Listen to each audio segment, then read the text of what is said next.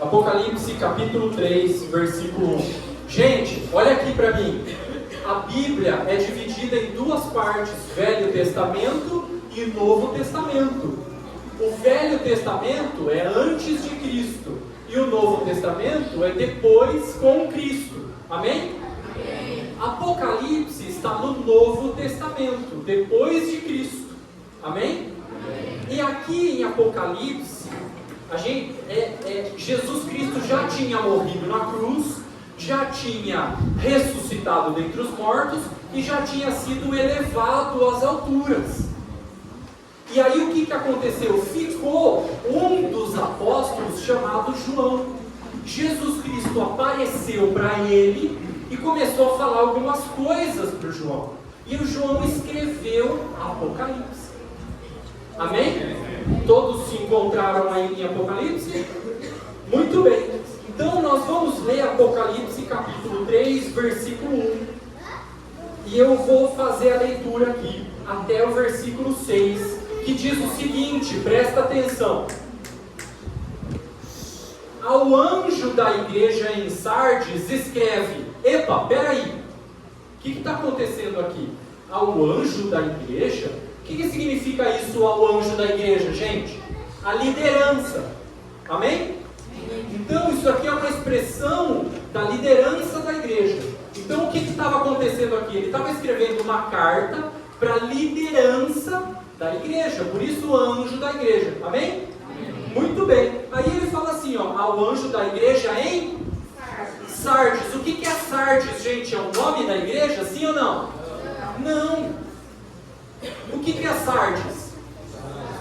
É o nome de uma cidade, a igreja que estava na cidade de Sardes. Sardes não é o nome da igreja, era o nome da cidade da Ásia Menor. Talvez, muito provavelmente, essa cidade já nem exista mais, já teve 2 guerras mundiais depois que foi escrita essa carta. Muito provavelmente ela foi destruída, mudaram o nome ou nem reconstruíram de volta. Algumas das cidades da Bíblia nós encontramos ainda, mas essa daqui já não tem mais. Mas essa daqui era o nome de uma cidade que estava lá na Ásia. Só que a igreja estava ali naquela cidade. E tinha uma liderança ali naquela igreja, daquela cidade.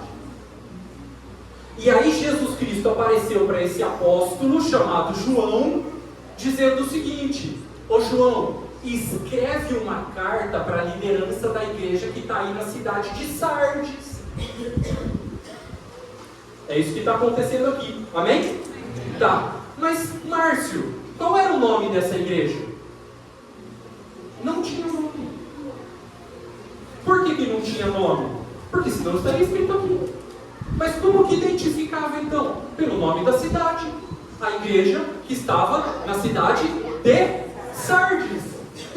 E o que a gente aprende com isso, irmãos? E a natureza original da igreja não tem nome próprio. É só igreja, ponto final.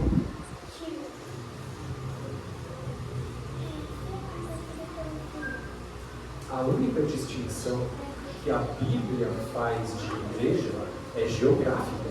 A igreja que estava na cidade de Jerusalém, a igreja que estava na cidade de Corinto, a igreja que estava na cidade de Éfeso, a igreja que estava na cidade de Sardes.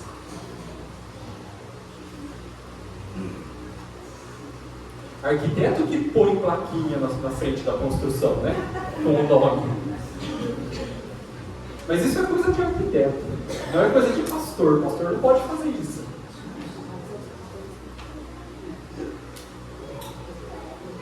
Muito bem. Ao anjo da igreja da cidade de Sardes, escreve 2 pontos.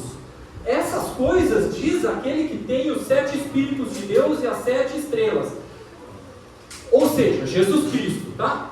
E aí Jesus Cristo, ele está dizendo para João escrever o que para aquela igreja? Conheço as tuas obras,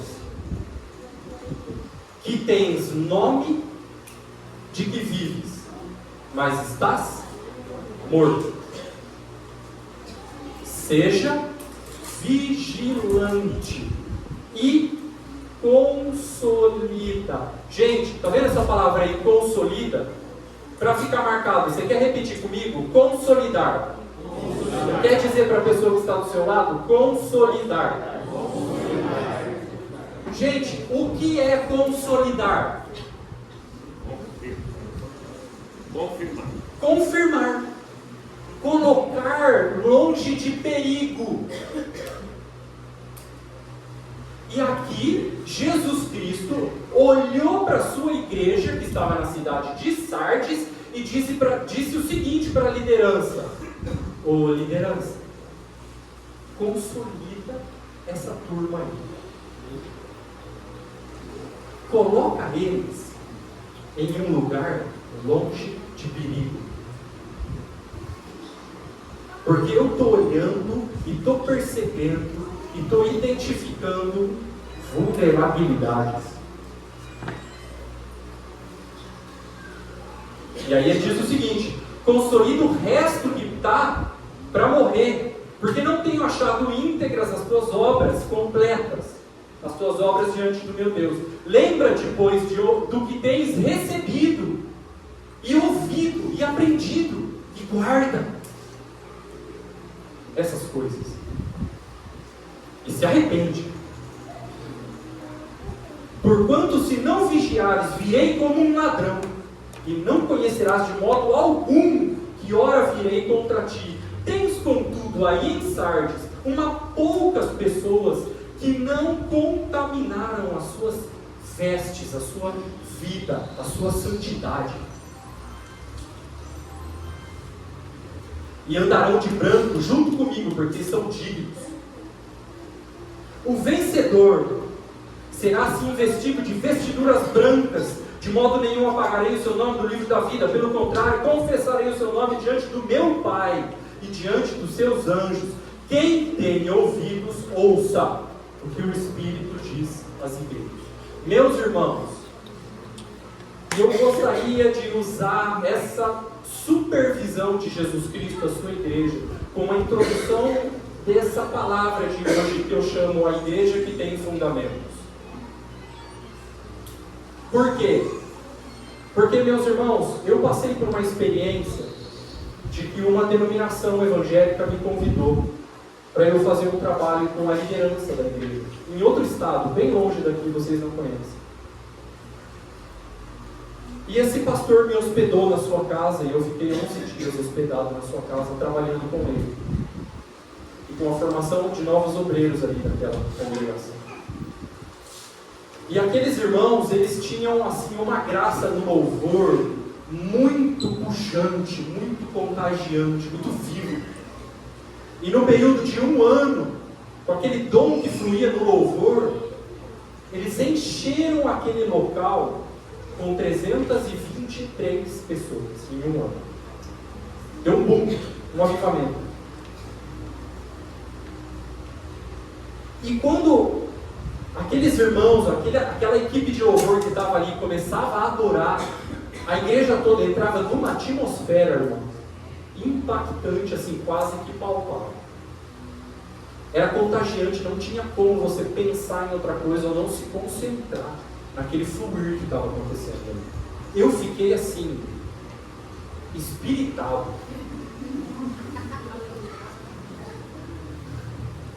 Espiritado é depois de aleluiado, né? Aleluiado é o primeiro nível, depois você fica espiritado. Depois de aleluiado, né?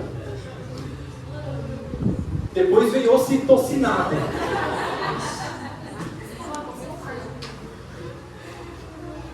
Mas eu não tinha chegado ainda no nível de ocitocinado, eu estava ali no nível de espiritado. E depois de alguns dias, eu estava hospedado na casa do pastor. Eu fiquei hospedado na sala junto com o cachorro, na verdade, no colchão. E jejuando, os irmãos estavam uma semana inteira de jejum. E aí, eu estava ministrando todas as noites naquela congregação, porque os irmãos estavam precisando de ajuda. Aí, no meio daquele período todo, teve uma senhora daquela congregação que teve um sonho. E ela sonhava que aquela congregação tinha paredes e não tinha teto. E chovia muito, e os irmãos estavam ali e não tinha teto, estavam muito incomodados com aquela chuva. E quando aquela irmã acordou, o Espírito Santo falou para ela assim: olha, esse sonho significa o seguinte: o pastor não tem cobertura, o pastor não tem pastoreio, não tem uma cobertura sobre ele, e por isso vocês estão vulneráveis. E ela compartilhou isso com o pastor. E o pastor olhou para mim e falou assim: Márcio, você pastoreia a minha vida? E quando ele me disse isso, eu fiquei impactado, porque eu lembrei de muitos anos atrás, quando o Espírito Santo tinha falado para mim que Deus queria que eu dedicasse parte do meu ministério a pastorear pastores. E eu comecei a mergulhar nesse universo. Eu vi coisas positivas e muitas negativas. Algumas coisas se mexeram demais com a minha personalidade, principalmente uma viagem que eu fiz para o Nordeste, Brasília, Rio de Janeiro e Minas, acho que foi em 2021, ano passado. E pastores, teve um pastor que chegou e falou assim: ó, Márcio, está aqui o dízimo dos dízimos para você. Hoje vai para você esse mês. E aquele pastor chegou para mim e falou isso. E eu não consegui responder, porque na hora ali, em mim tem o sim e o amém, sempre, como diz Paulo em Coríntios. Mas na hora que eu fui falar, eu travei, eu não consegui responder para aquele pastor que estava pedindo para eu pastorear a vida dele. Eu não consegui responder, a gente chegou na reunião, vamos, vai começar a reunião, a gente está atrasado e tal. Eu não respondi para ele. E eu fui lá continuar o trabalho de fundamentação naquela congregação. E aí o que aconteceu? Deus me disse o seguinte: que aquela congregação, eles tinham alcançado uma atmosfera de louvor contagiante, preciosa, maravilhosa, mas eles não tinham fundamentos, e por causa disso eles estavam vulneráveis, e Deus queria que aquela igreja fosse consolidada, para que eles não morressem. E aí que eu entendi que, na verdade, o ministério que estava precisando daquela congregação não é cobertura, é fundamento. Eu, particularmente, não acredito em cobertura espiritual, eu acredito em pastoreio de pastores. Por quê? Porque os pastores que escondem disfunções emocionais e limpam a boquinha em Romanos 13, eles usam essa palavra cobertura para abusar de autoridade, explorar gente nova na fé, extorquir, estrangular, dar coisa, e se escondem atrás de Romanos 13. Eles gostam dessa palavra cobertura. Eu não gosto dessa palavra cobertura. Primeiro, porque não tem na Bíblia. O que tem na Bíblia é pastoreio de pastores. É diferente, é com equilíbrio, não é com abuso. É a submissão de um filho, não é a submissão de um escravo. E é por isso que eu luto para que a gente faça uma revisão no conceito que nós temos de princípio de autoridade e submissão, porque eu acho que está desequilibrado. Escrevi um capítulo no meu livro sobre isso, o princípio de autoridade e submissão. Qual é a função dos liderados, mas qual é a função dos líderes? E aí o que aconteceu? Eu comecei a trabalhar nos fundamentos daquela congregação. Lançar fundamento. Eu fiquei 11 dias lá lançando fundamento e trabalhando com o pastor. Resultado, irmão. Passou 6 meses, chegou a pandemia. Não consegui voltar mais lá. Tive um sonho com aquele pastor, ele estava mal. Não tive a ousadia de mandar a mensagem para ele de ligar. Eu estava numa correria absurda. E no final das contas, o pastor assumiu o homossexualismo, se desviou completamente. Aquelas 320 e poucas pessoas se desviaram. Muitos me ligaram, mandaram WhatsApp, mandaram no Instagram: Márcio, você falou, a gente entendeu, Deus falou com a gente, o pastor não seguiu o que você tinha falado, Márcio, olha aí o que aconteceu, e agora? Nos ajuda. Irmão, o que eu vou fazer? Nós estamos no meio de uma pandemia, eu não sei quantos mil quilômetros de vocês, irmão. Vou chamar os irmãos aí para ver se ajuda vocês.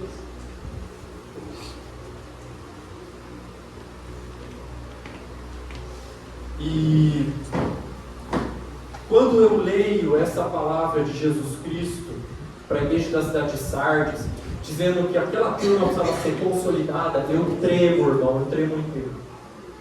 Eu tremo inteiro.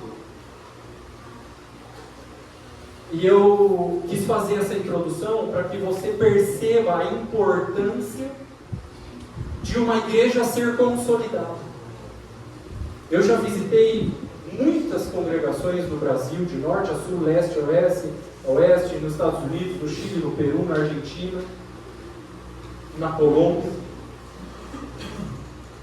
E qual é o meu diagnóstico das congregações chegar à sua morte espiritual? Começa com frieza e depois a morte espiritual, mesmo depois de um entusiasmo muito forte no louvor como essa congregação. É porque falta fundamento. Porque falta fundamento.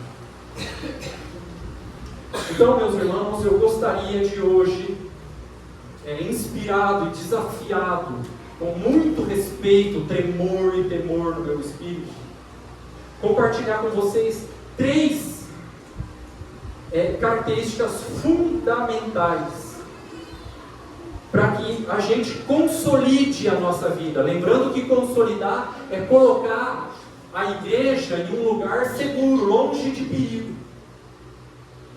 Amém? Muito bem. Primeira característica fundamental para que a gente consolide a igreja.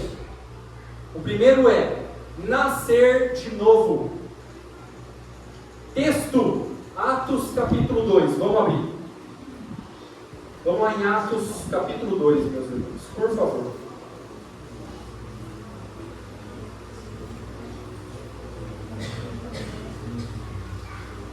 Atos capítulo 2, versículo 1. Aqui em Atos capítulo 2, meus irmãos, o que está acontecendo aqui? Chegou um dia muito comemorado lá em Israel, chamado Pentecostes. Jesus Cristo tinha acabado de subir aos céus, mas não tinha enviado o Espírito Santo ainda. Esses irmãos aqui em Atos 2 estavam orando, todos no mesmo lugar. Aí aconteceu isso aqui, no versículo 1. Ao cumprir-se o dia de Pentecostes, estavam todos reunidos no mesmo lugar. De repente veio do céu um som como de um vento impetuoso. Encheu toda a... Onde eles estavam? Numa casa. Onde estavam assentados. E apareceram distribuídas entre eles línguas como de fogo. Pousou uma sobre cada um deles. Todos ficaram cheios do Espírito Santo. E aí eles começaram a falar em outras línguas. Gente, olha aqui para mim. Você imagina aquela turma cheia do Espírito Santo falando em línguas. Aí o povo lá da cidade olha aquele negócio estranho. E aí eles falam assim, vocês estão embriagados. Você imagina, aquele povo tudo orando em línguas, e a turma lá fora não conhece aquele negócio, olha e fala assim, vocês estão tudo embriagados. É o que acontece no versículo 13. Aí no versículo 14, Pedro levanta e diz o seguinte, então se levantou Pedro com os 11, erguendo a voz, advertiu-os nesses termos: varões, judeus e todos os habitantes de Jerusalém, tomai conhecimento disso e atentai nas minhas palavras.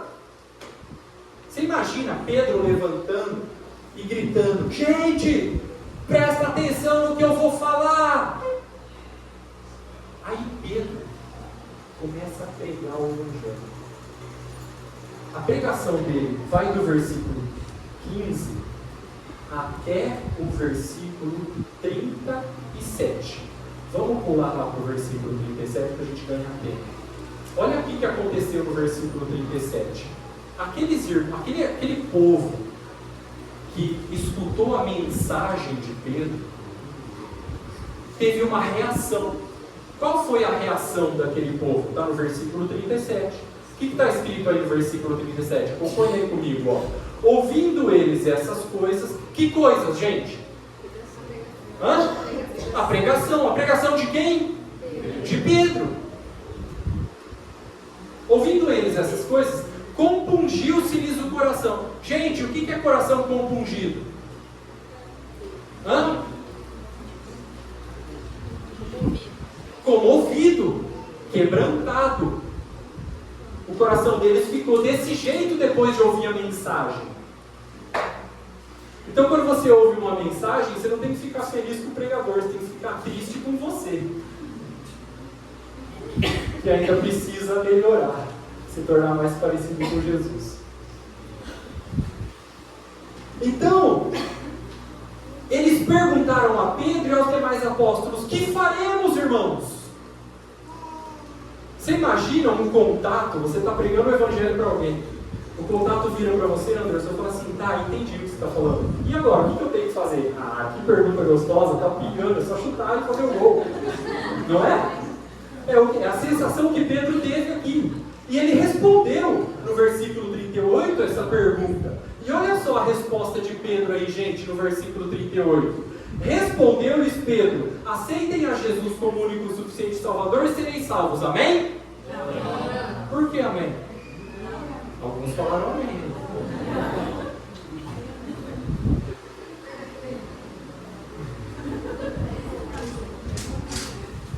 Gente, o que é que tem que fazer? Arrepender, que mais? E é assim que faz. Márcio, para tudo. Márcio, você está nos dizendo que na igreja primitiva, aqueles que se convertiam não aceitavam Jesus como único e suficiente Salvador? Exatamente.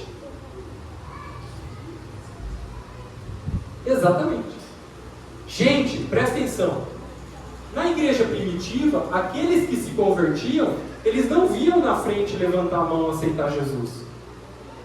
O que eles faziam então, Márcio? O que está escrito na Bíblia. O que está escrito na Bíblia? Que tem que se arrepender, tem que ser batizado e tem que receber o Espírito Santo. É assim que faz. Irmão, eu li a Bíblia 14 vezes inteira, de cabo a cabo. Não existe nenhum versículo, nem no Velho Testamento, nem no Novo Testamento, que promete salvação para o pecador que vem aqui na frente, levanta a mão e repete a fórmula. Eu aceito Jesus como único e suficiente Salvador.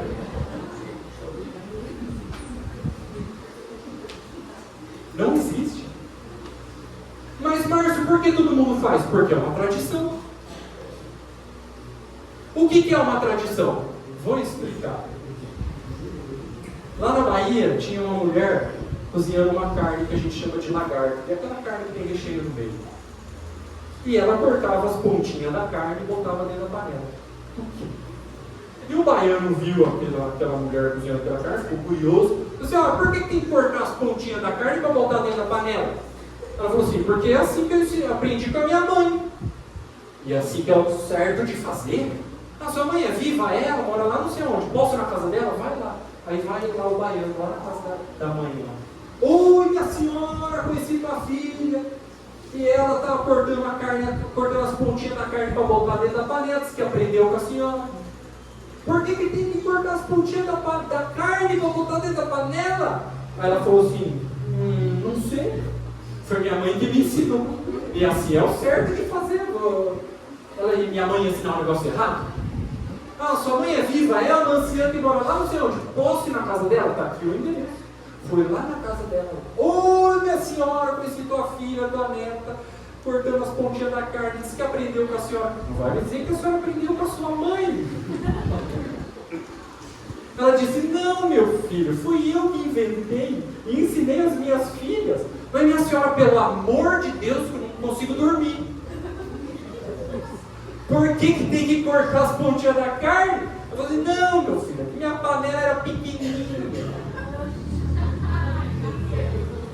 E a neta dela estava numa panela desse tamanho, cortando as pontinhas da carne e nem sabia por quê. O nome disso é tradição.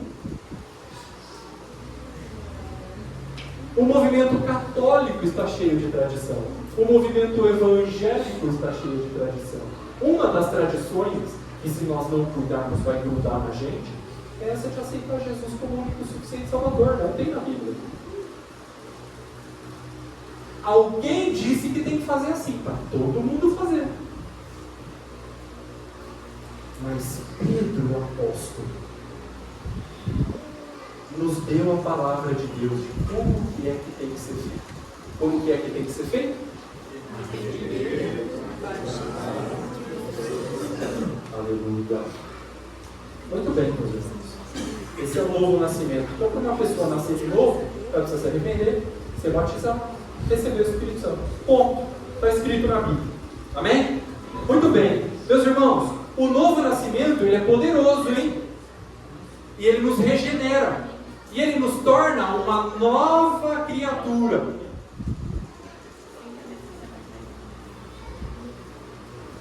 E as coisas velhas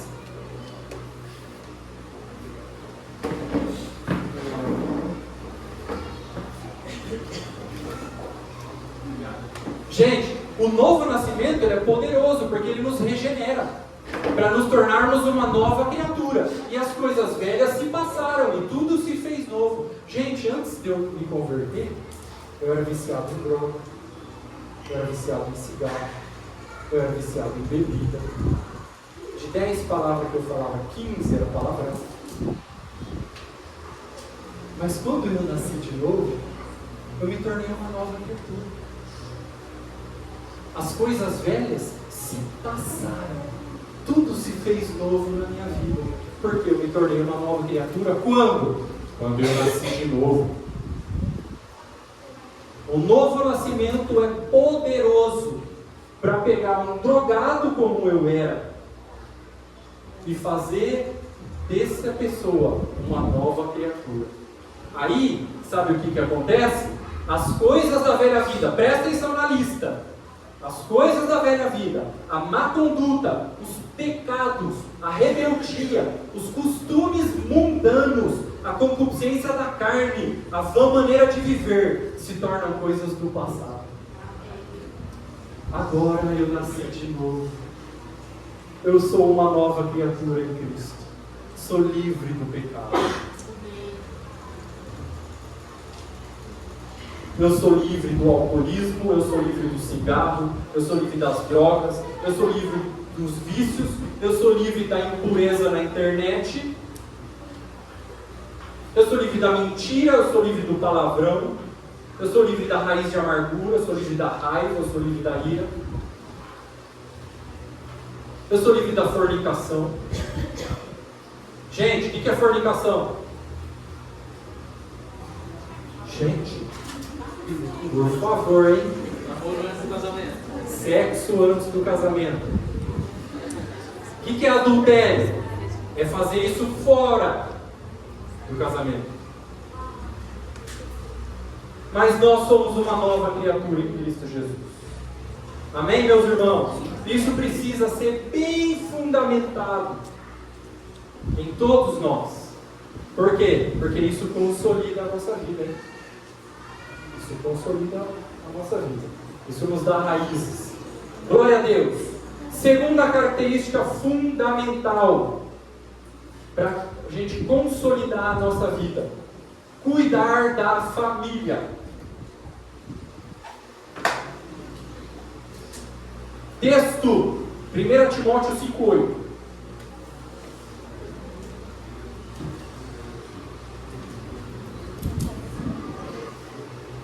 Timóteo capítulo 5, versículo 8. Quem pode ler bem alto aí para nós, por favor?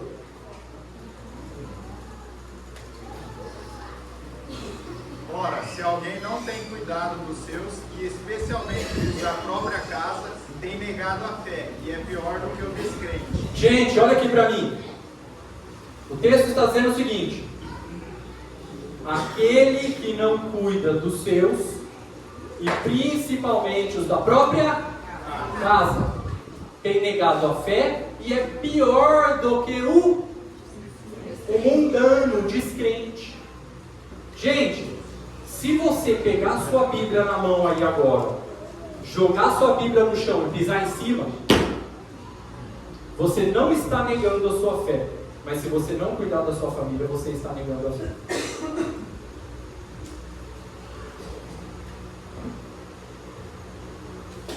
Não edifiquemos o reino de Deus sobre as ruínas de nosso lar.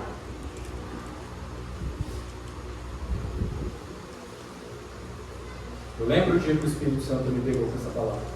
Eu só ia rodando as nações, pregando o evangelho, batizando gente em outros estados, batizei gente no Peru. Deixava minha casa de qualquer jeito. E usava o argumento, eu sou solteiro mesmo. Esse era o meu argumento, eu escondia isso atrás desse argumento. Né? Minha casa estava lá, de qualquer jeito. Agora eu sou casado com a minha cremosa.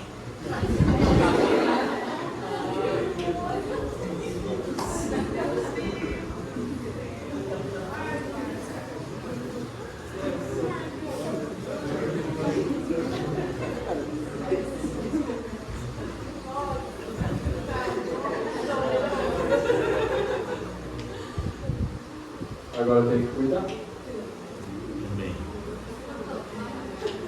Eu não posso edificar o reino de Deus sobre as ruínas do meu lar.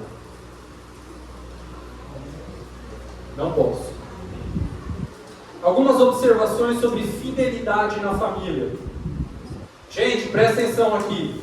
Trancar as redes sociais com senha e apagar a troca de mensagem com coleguinha é traição.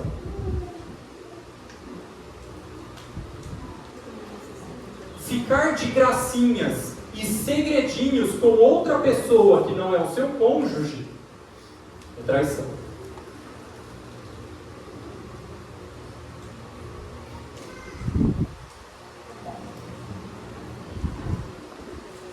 Não exponha o seu cônjuge a não ser para os seus pastores.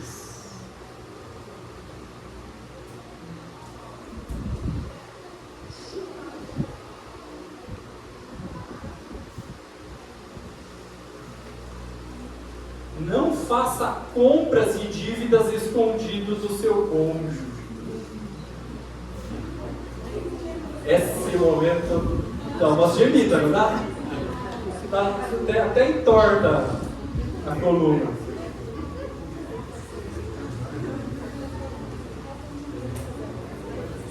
Não torne frio o relacionamento, distante, sem compromisso. Gente, olha só. Alimentar sentimentos ou pensamentos por outra pessoa que não é o seu cônjuge é traição.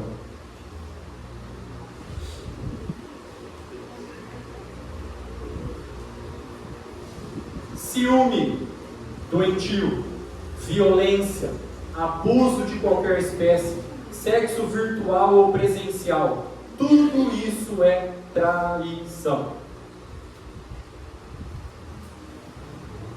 Ficar, beijar, dar presentinhos, elogiar o corpo, a roupa, falar dengoso, insinuante, provocante com quem não é o meu legítimo par. Por acaso isso é o que? Fidelidade? Não, isso é traição.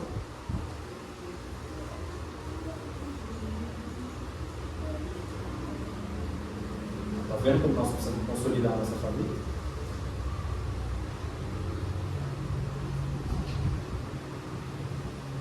Isso tudo é traição afetiva, econômica, social, virtual, moral e espiritual. Não chame de brincadeira aquilo que Deus leva tão a sério. Adultério, traição, pecado, sofrimento, vergonha, humilhação.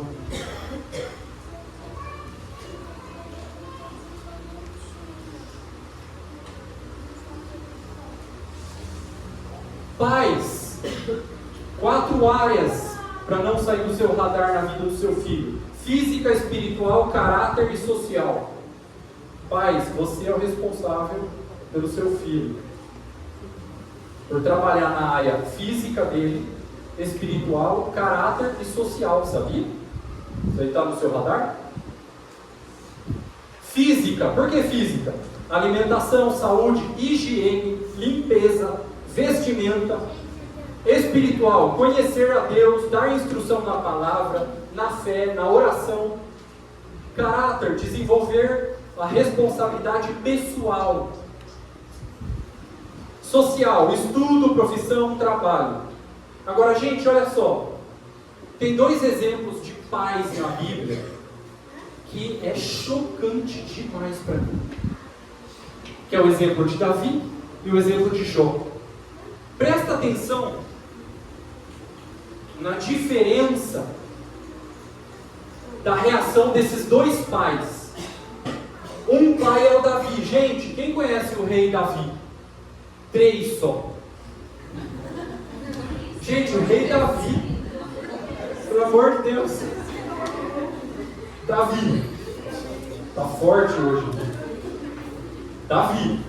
E o Jó, lembra lá do Jó? Não tem aquele negócio lá que fala que tem que ter a paciência de Jó? Então, é ele. Ele era um pai, ele tinha filhos. O rei Davi também tinha filhos. Então, esses dois pais da Bíblia, presta atenção na diferença entre os dois. Principalmente você que tem filho, presta atenção aqui. Quando Davi soube que seu filho Absalão, quase que eu falo Salomão era outro filho de Davi, mas não é esse que morreu, é o Absalão. Tá? Presta atenção aqui, ó. Quando Davi soube que seu filho Absalão morreu, ele começa a chorar em 2 Samuel 18:33, dizendo o seguinte: meu filho Absalão, meu filho Absalão, meu filho, quem me dera eu morrera por ti, meu filho, meu filho. Por quê? Porque o filho dele tinha morrido, ele estava desesperado porque o filho tinha morrido. Quem me dera eu tivesse morrido no teu lugar. Desesperado. Quem? Davi. Agora, vamos olhar aqui para o Jó. Presta atenção aqui no Jó. Quando Jó soube que os seus filhos morreram, os filhos de Jó também morreram. Quando Jó soube que seus filhos morreram, ele diz assim em Jó capítulo 1, versículo 21. O Senhor deu, o Senhor tirou, bendito seja o nome do Senhor. Aleluia. Epa, peraí. Por que motivo as respostas são tão diferentes para situações tão semelhantes? Por motivo de consciência. Eu vou explicar. Jó era um pai que zelava pelos seus filhos, sacrificava antecipado por eles. Lembra de Jó capítulo 1? Investiu a vida dele nos seus filhos. Quando eles morreram, ele sabia que ele tinha feito o melhor pelos seus filhos enquanto eles estavam vivos. Agora, Davi, embora tenha o coração de Deus, nunca conseguiu ter o coração dos seus filhos. Liderava uma nação, mas não conseguia liderar sua casa. Derrubava Golias, mas não conseguia derrubar as muralhas de relacionamento na sua casa.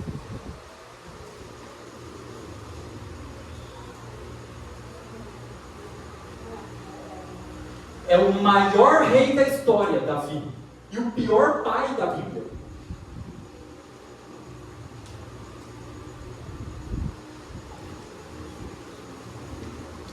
Ele queria morrer pelo seu filho, porque nunca tinha vivido para ele. Amou fora de tempo. Gritou quando seu filho não podia mais ouvir.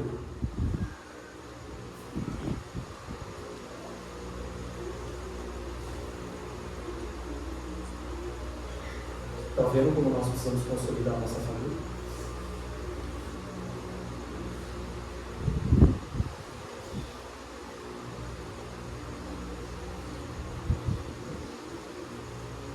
Que hoje possamos abraçar quem ainda podemos, amar os que ainda podem receber o nosso amor.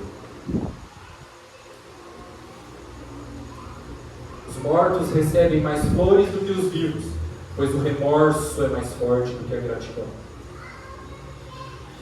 Viva pelos que você ama, para não desejar morrer por eles quando for tarde demais. Você já vai ser pai. Já vai te preparando.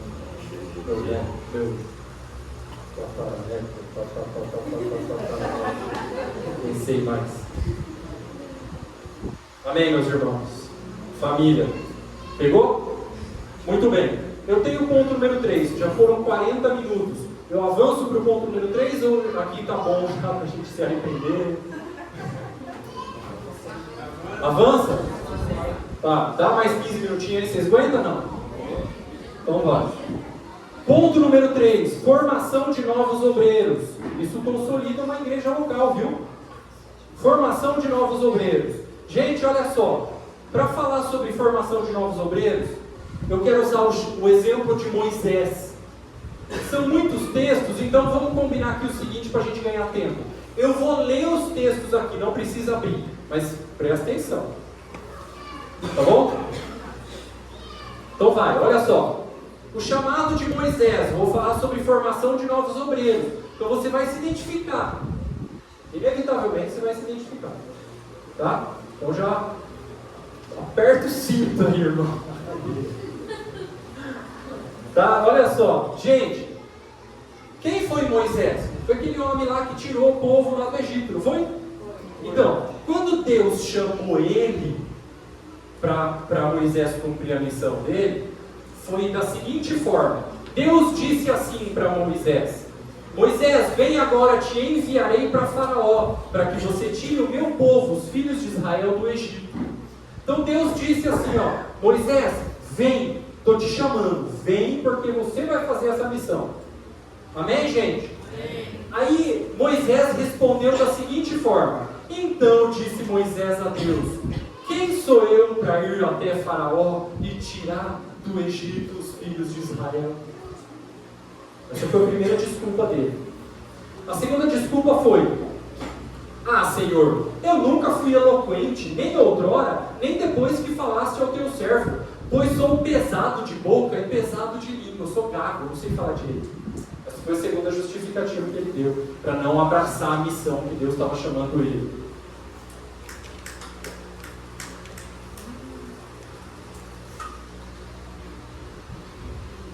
Terceira justificativa de Moisés: ah, Senhor, envia outro que hás de enviar, menos a mim.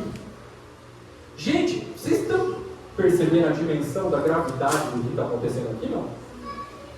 Deus chegou assim: Moisés, vem que você vai cumprir essa missão. Aí Moisés fala assim, ó, ah, mas eu sou gago, ah, mas eu não sei falar direito, eu não sei os versículos de cor, eu não prego que nem o Brás, eu não consigo batizar ninguém.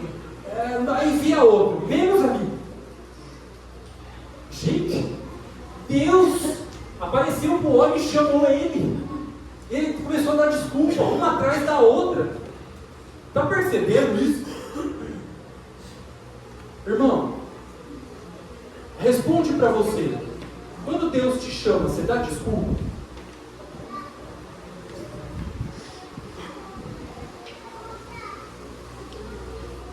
Presta atenção aqui, ó. Deus, ele levanta o homem da lama do pecado, mas ele não levanta ninguém que dá desculpa. Irmão, para de dar desculpa. É você mesmo.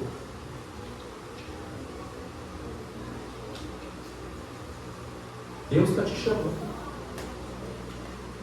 Já confirmou, inclusive. Nem precisava. Para deixar bem claro para você que confirmou. Para de dar desculpa. Sabe por quê, irmão?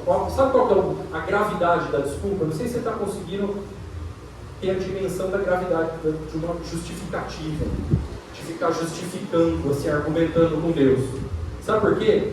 Por causa do seguinte. Porque aquilo que você despreza, você perde. Você sabia disso? Isso é um princípio. Aquilo que você despreza, você perde. Olha só.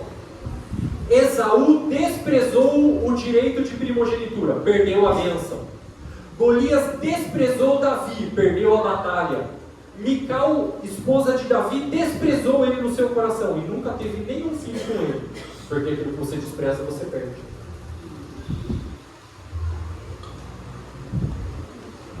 Aí Deus te dá dom, Deus chama você, e você despreza esse dom, despreza esse chamado, dando justificativa. Ah, mas eu não sei falar. Ah, mas eu sou gago. Ah, mas eu não prego que nem o Tiagão. Ah, mas eu não sei falar direito. Eu não sei os versículos de cor. Eu nunca li a Bíblia inteira.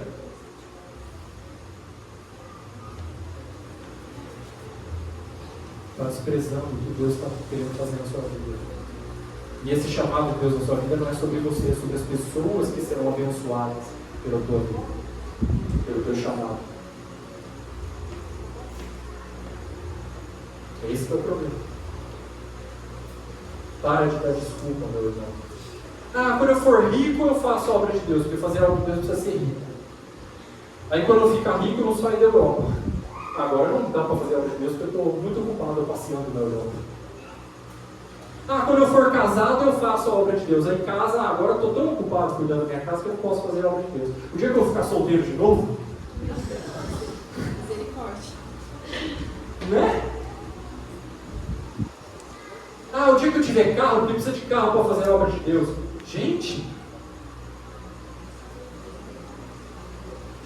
não despreze, porque aquilo que você despreza, você perde. Aí, depois desses argumentos do Moisés, Deus disse assim, eu já estou terminando, para o Moisés: Moisés, o que você tem aí na mão? Aí Moisés levantou assim: eu tenho um cajado. Aí Deus falou assim, ó: é com esse cajado que você está na mão aí que eu vou usar a tua vida, que você vai fazer a obra. O que a gente aprende com isso? Que é o que você tem na mão hoje, irmão. O que você tem na sua mão hoje, agora? Então, é com isso daí que Deus vai usar a tua vida para fazer obra, para cumprir a missão. Não fica idealizando uma fantasia. Eu diria que chegar um profeta dos Estados Unidos e falar assim: chegou o teu dia. Não, irmão. Não é assim que funciona. Seja fiel no pouco. Qual é o pouco que você tem? Ah, mas Márcio, eu tenho pouco conhecimento bíblico, eu tenho pouco discípulo, eu tenho pouco dinheiro, eu tenho pouca sabedoria, eu tenho pouco dom. Então seja fiel no pouco, porque quem é fiel no pouco é o próximo candidato a ser colocado sobre o muito.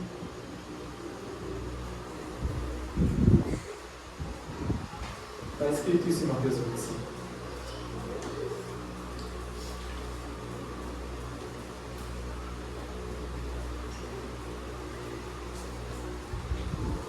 Amém, meus irmãos. Amém. Deu 50 minutos de pregação, tá? Foi muito repetitivo, maçante? Não? Cansativo? Não? Matar a saudade.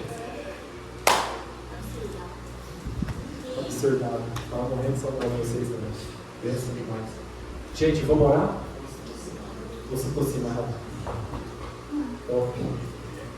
Vamos orar, meus irmãos?